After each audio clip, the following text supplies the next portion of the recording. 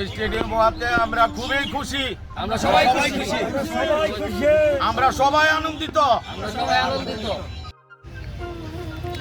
বিসমিল্লাহির রহমানির রহিম।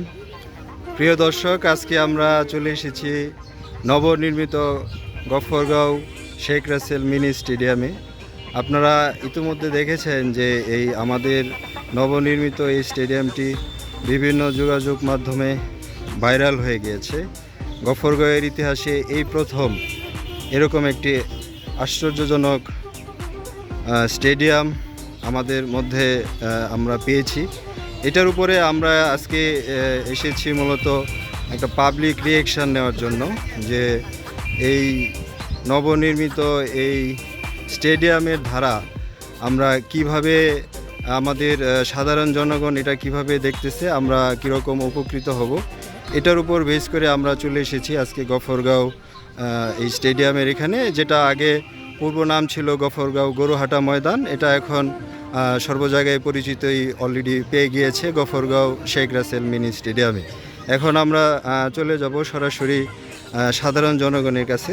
আমরা জানতে চাইব যে এই যে আমাদের মাঝে যে গফরগাঁও শেখ রাসেল মিনি স্টেডিয়াম হয়েছে, এর দ্বারা আপনারা কি মনে করেন, কীরকম উপকৃত আপনারা হবেন, বা এখানকার এলাকাবাসী গফরগাঁওবাসী কীরকম উপকৃত হবে, আপনারা কি মনে করেন? আসলে আমাদের মাননীয় জাতীয় সংসদ সদস্য ফাহামি গুলমদাস বাবেল এমপি মহোদয় আমাদের গফরগাঁওয়ের এই মিনি স্টেডিয়াম আনাতে আমাদের গফরগাঁওয়ের এলাকার মানুষ খুবই উপকৃত হয়েছে এবং খুবই সন্তুষ্ট হয়েছে এবং খুবই ভালো করেছে।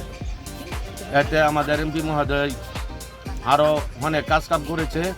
কন্ডোনিয়ান লইয়াই, এরপরে স্কুল, মাদ্রাসা, ব্রিজ, কালভার যা আছে সম্পূর্ণই এমপি সাহেব ওনার নেতৃত্বে হয়েছে, শেখ হাসিনার নেতৃত্বে হয়েছে। তাই আপনারা সবাই এমপি সাহেবের লেগে দোয়া করবেন যাতে আল্লাহ তাকে ভালো রাখে, আরও কাজকাম করাইতে পারে।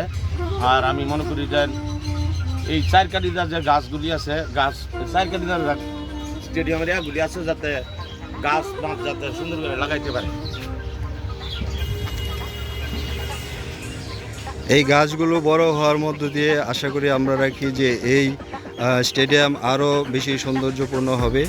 আমরা মাননীয় সংসদ সদস্যের কাছে নিবেদন করব যে এই গাছের পাশাপাশি যেন এই গাছগুলো যেন ঠিকমতো পরিচর্যা করা হয়, এটা যেন কর্তৃপক্ষ সঠিকভাবে দেখে, সেটার প্রতি আমরা আকুল আবেদন রাখব। এই বলে আমাদের পাবলিক রিঅ্যাকশন ভিডিও আজকের মতো এখানেই মুলতবি করছি। আল্লাহ হাফেজ।